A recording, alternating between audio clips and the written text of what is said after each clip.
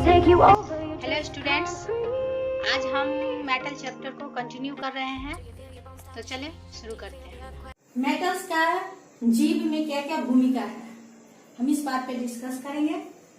जैसे कि मेटल्स, जैसा हम जानते हैं कि इसका मानव शरीर में बहुत ही अहम भूमिका है। सिर्फ मानव शरीर में नहीं, जीवों में बहुत ही अहम भूमिका है।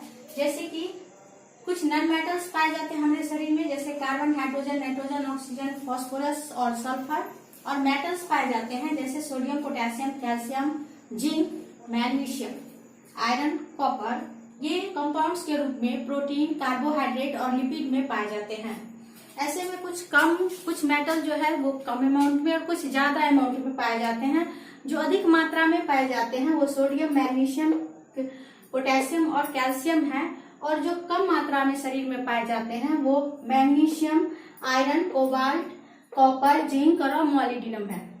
जिंक और कॉपर एंजाइम्स में प्रेजेंट होते हैं। इसी प्रकार आयरन हमारे हीमोग्लोबिन में प्रेजेंट होते हैं, जो कि ऑक्सीजन को कैरी करने में मदद करते हैं। वर्टिब्रेट्स के ब्लड में प्रेजेंट होते हैं। कैल्शियम और फास्फोरस जो है वो बोन्स में प्रेजेंट होते हैं। कैल्शियम आयन मसल्स के कॉन्ट्रैक्शन में हेल्प करता है, जबकि सोडियम और पोटेशियम जो है न्यूरॉन के मेम्ब्रेन पे प्रेजेंट होता है।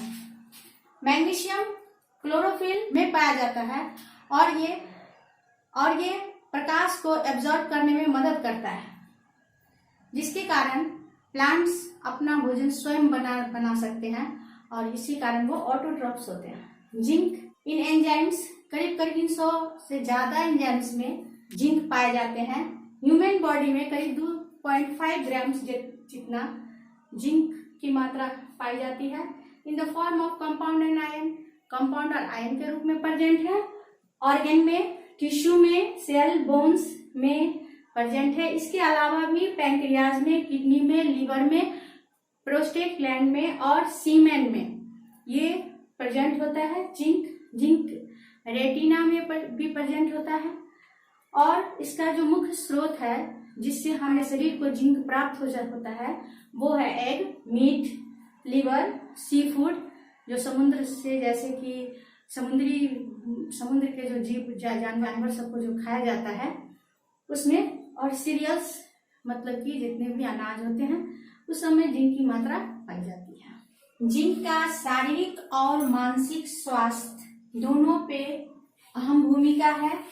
फिजियोलॉजिकल फंक्शन इन बोन्स के फिजियोलॉजिकल फंक्शंस, किडनी, ब्रेन के फिजियोलॉजिकल फंक्शंस में जिंक का महत्वपूर्ण भूमिका है। प्रोटीन के हाइड्रोलाइसिस में, टूटने में जिंक अहम भूमिका है। गर्भावस्था में एम्ब्रियो के विकास में जिंक अहम भूमिका निभाती है। Development of bone, height and weight childrens में भी, एडल्ट में भी इसमें मदद करती है। ये सेल डिवीजन में भी मदद करती है। एंड पावरफुल एंटीऑक्सीडेंट है जो कि कैंसर जैसे बीमारी से शरीर को बचाती है। ये सब जो है सब अहम भूमिका है किसका, role in the human body.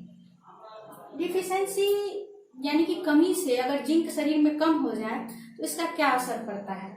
इसका असर डायरिया हो सकता है, इसके कमी के कारण डायरिया हो सकता है, लॉस ऑफ एनर्जी हो सकता है, ताकत, ऊर्जा की कमी, इनफर्टिलिटी हो सकता है, पुअर इम्यूनिटी हो सकता है, रोग प्रतिरोधक क्षमता कम हो सकता है, मेमोरी कम हो सकता है, याद कम रह सकता है, किसी चीज को जल्दी भूल जाते हैं अगर जिंक की कमी होती है तो।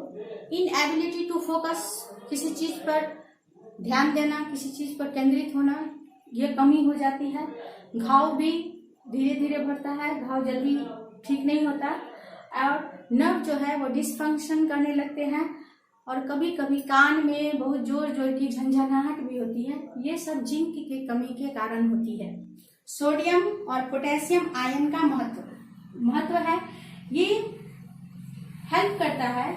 सोडियम पोटेशियम आयन जो नर्व के एक्सॉन है उसके मेम्ब्रेन में प्रेजेंट होते हैं और ये इलेक्ट्रिकल इम्पल्स को कैरी करने में, ट्रांसमिट करने में मदद करता है। सोडियम और पोटेशियम के एक बहुत ही माइनर चेंज के कारण ये क्या होता है, इम्पल्स जो है वो ट्रांसमिट होता है from one part two sodium ion resting potential किसे कहते हैं? जब सोडियम आयन लगातार मेम्ब्रेन के बाहर मूव करता है और पोटेशियम आयन जो है मेम्ब्रेन के भीतर मूव करता है तो इसे रेस्टिंग पोटेंशियल कहते हैं। और इसके कारण सोडियम और पोटेशियम पंप जो है वो मेंटेन होता है। एक्शन पोटेंशियल, जब ये स्टिमुली किसी भी संवेदना को ग्रहण करता है तब इसमें क्या होता है, सोडियम आयन जो है वो मेम्ब्रेन के भीतर की ओर मूव करता है, तब इसे एक्शन पोटेंशियल कहते हैं। और जब ये कॉन्स्टेंटली सोडियम आयन जो है आउट मूव बाहर की तरफ आता है और पोटेशियम भीतर की तरफ मूव करता है, जो कि सोडियम और पोटेशियम पंप को मेंटेन करता है, तो इसे रेस्टिंग पोटेंशियल कहते हैं। मरकरी और लेड जैसे मेटल्स का हार्मफुल इफेक्ट ह्यूमन पे क्या क्या है? ये पाए कहाँ जाते हैं? ये पाए जाते हैं एयर, वाटर एंड सॉइल, मिट्टी में, हवा में और पानी में। और ये कॉन्टामिनेटेड सी फूड्स जितने होते हैं उसमें भी मरकरी और लेड जैसे मेटल्स पाए जाते हैं। अगर ये जमा हो जाए कहाँ? हार्ट में, नर्वस सिस्टम में, किडनी में, लंग्स में, आई में, ये सब में जमा हो जाते हैं तो ये depression, memory loss, heart attack, immune diseases, skin discoloration और इचिंग जैसे प्रॉब्लम क्रिएट करते हैं।